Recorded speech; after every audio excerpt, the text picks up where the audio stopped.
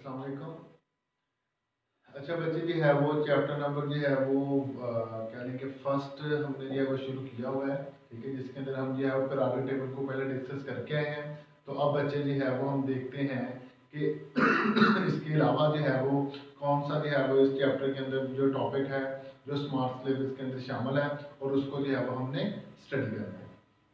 तो बच्चे ये मैंने लिखा है यहाँ पे प्रॉपर्टीज किस चीज़ की, फिजिकल प्रॉपर्टीज पीरियोडिक ट्रेंड के अंदर भी है वो हमारे पास आ रही हैं। बेटा पहले तो ये है वो एटॉमिक साइज का फैक्टर, उसके बाद मेटल्स और नॉन मेटल का फैक्टर है। उसके बाद बच्चे हम पढ़ेंगे उसकी जो है इलेक्ट्रिकल कंडक्टेंसी के बारे में। फिर बेटा आयोनाइजेशन एनर्जी भी पढ़नी है, इलेक्ट्रॉन अफिनिटी के बारे में भी हमने यहाँ पे पढ़ना है। ठीक है, और एक ऑक्सीडेशन स्टेट भी पढ़ेंगे। तो आज बच्चे जो है वो हम पहली जो फिजिकल प्रॉपर्टीज के अंदर जो है वो जो चीज़ हम पढ़ने लगे हैं वो बच्चे हमारे पास है एटॉमिक साइज। तो बेटा एटम जो है ना, हमने एटम तो जो है वो कह लें कि किसी ने नहीं देखा हमें से, तो एटम की स्टडी कर रहे हैं। तो हम साइज तो एग्जैक्ट उसका नहीं बता सकते। अगर मैं जो है वो आपको एटम के बारे में थोड़ा सा जो है वो बताऊं तो मैंने एक पॉइंट लगाया ये वाला। तो बच्चे जो आप ये है ना, आप कोई भी फिक्रा लिखते हैं तो आप उसके आगे ना फुल स्टॉप लगा देते हैं, एक पॉइंट लगा दें, जैसे ये फुल स्टॉप है। तो बेटा इसके अंदर जो है वो 20 लाख पार्टिकल है। कितने? 20 लाख पार्टिकल है इसके अंदर। तो बेटा इसमें से जो सबसे छोटा पार्टिकल होगा वो एटम होगा। तो फिर इसका क्या मतलब हुआ कि एटम को हम ये नहीं देख सकते, बहुत ही छोटा है। उसके लिए हमें जो है वो माइक्रोस्कोप यूज करनी पड़ेगी। कौन सा माइक्रोस्कोप? Electron microscope. तो जो ऑर्डिनरी माइक्रोस्कोप है उसके अंदर हम एटम को नहीं देख सकते, बहुत कम जो है इसकी वेवलेंथ है। तो बच्चे जो है वो इसको जो है वो सपोज किया साइंटिस्ट ने क्या किया, इसको सपोज कर दिया। सपोज उन्होंने क्या किया कि ये जो है वो दैवी शक्ल का होता है, जैसा कि मैं यहाँ पे लिख दूं कि इसकी जो मेरे पास शक्ल है वो इस फॉर्म के अंदर है। तो कोई भी हमारे पास सर्कल हो तो हम उसके दरमियान में एक पॉइंट लगा लेते हैं और उसकी बाहर वाली सरफेस तक उसका हम जो है वो सपोज कर लेते हैं ये क्या है, उसका रेडियस है। क्या है बच्चे? ये रेडियस। तो अब हम यहाँ पे देखने लगे हैं एटॉमिक रेडियस और आयनिक रेडियस, दो हम यहाँ पे चीजें पढ़ने लगे हैं। पहले बच्चे मैंने क्या लिखा? Atomic radius. तो एटॉमिक साइज या फिर उसको एटॉमिक रेडियस भी बोलते हैं। डेफिनेशन लिखी, half of distance between centers of two bonded atom of any element is called atomic radius। बेटा दो एटम है जुड़े हुए, मैं कहता हूँ एक ये है और सेकंड मेरे पास ये है। तो बेटा मैंने क्या करना है, मैंने इसका जो है वो रेडियस से फाइंड करना है। कौन सा रेडियस? एटम के दरमियान जो रेडियस है तो मैं उसको जो है वो फाइंड करना चाहता हूँ, ये वाला। ठीक है, तो इस फॉर्म के अंदर जो है मैं उसकी एग्जांपल ले सकता हूँ। जैसे कि बच्चे जो है वो आप प्रीवियस क्लासेस में 9th क्लास के अंदर पढ़ के आए थे एटॉमिक साइज के बारे में, और वहां पे आपने जो है वो ये जो है वो पढ़ा था कार्बन के दो जुड़े हुए न्यूक्लियर। तो ये भी एग्जांपल है। अब बच्चे इसका ट्रेंड देखना है।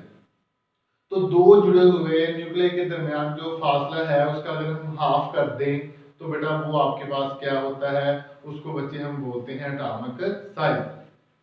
half of distance between centers of two bonded atom of any element is called atomic radius। ये उसकी होगी डेफिनेशन। अब बच्चे इसके अंदर जो है हम मेजरमेंट इसकी, ये मैंने मेजरमेंट आपको बता दी।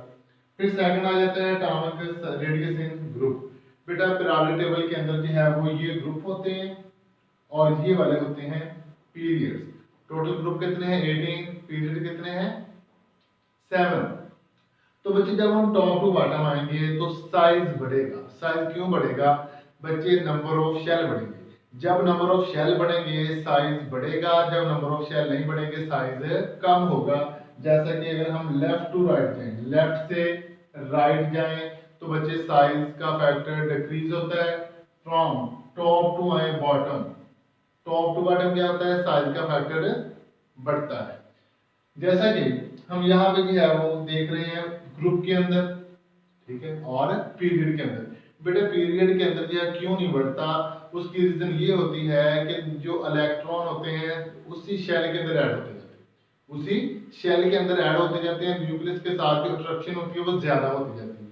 तो बेटा जितनी न्यूक्लियस के साथ इलेक्ट्रॉन की अट्रैक्शन ज्यादा होगी न्यूक्लियर चार्ज उतना ज्यादा होगा। जितना न्यूक्लियर चार्ज ज्यादा होगा साइज उतना कम होगा। तो बच्चे जो है वो अगर नंबर ऑफ शेल बढ़ेंगे तो न्यूक्लियस के साथ जो अट्रैक्शन होगी इलेक्ट्रॉन की वो क्या हो जाएगी, वो कम हो जाएगी।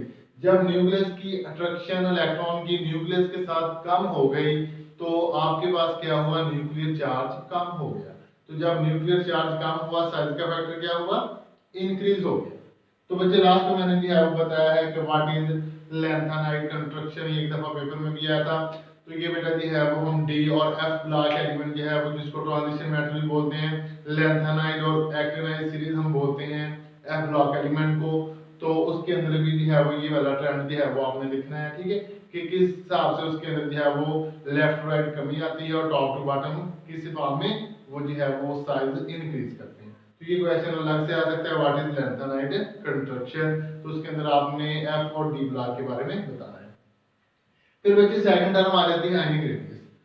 तो आयनिक वर्ड निकला है आयन से, आयनिक वर्ड जो है वो क्या मतलब आयन से। There are two type, positive और नेगेटिव।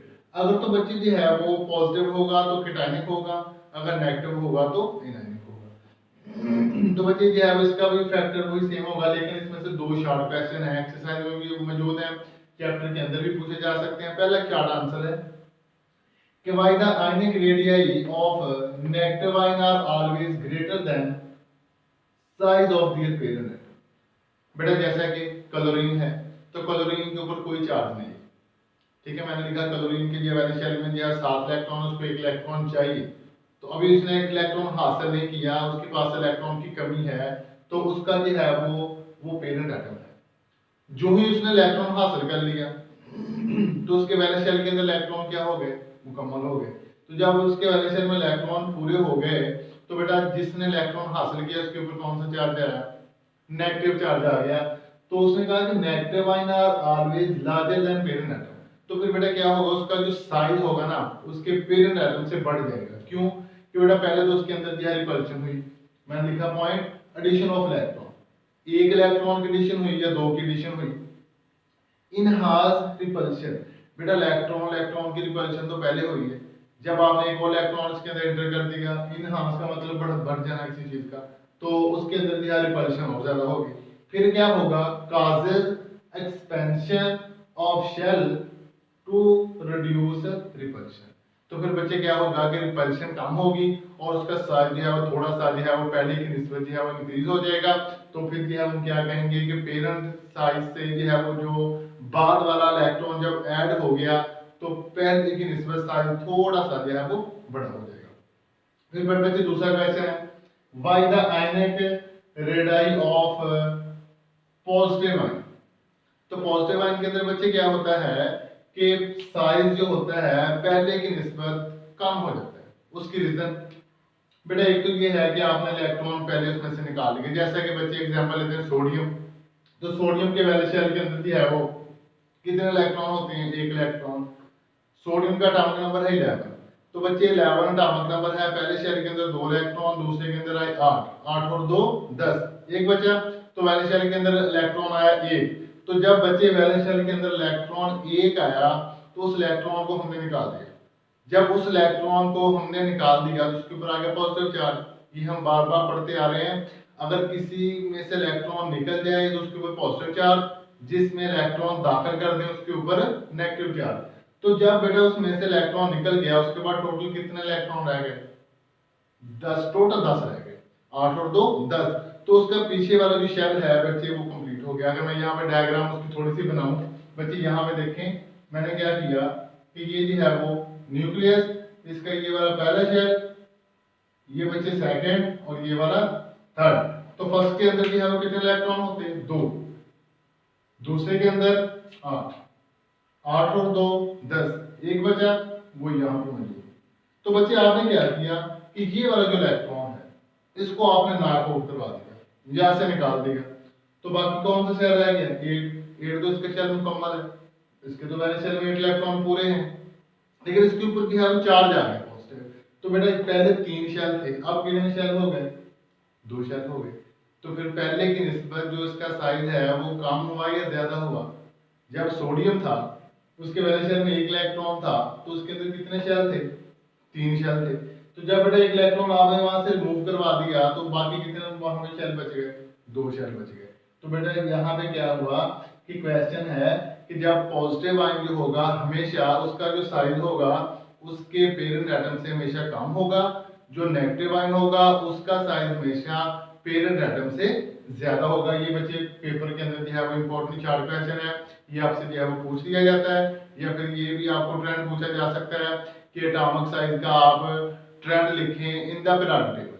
ठीक है, पीरियोडिक टेबल के अंदर जो है वो लिखें पीरियड के अंदर कम होता है या ज्यादा होता है, या फिर ग्रुप के अंदर कम होता है या ज्यादा होता है। तो ये बच्चे जो है वो आज के जो हमने पढ़ा है एटॉमिक साइज वाला या फिर आयनिक रेडियस वाला, इस टॉपिक में से बच्चे आपको शॉर्ट आंसर एक आज जो है वो पूछा जाएगा।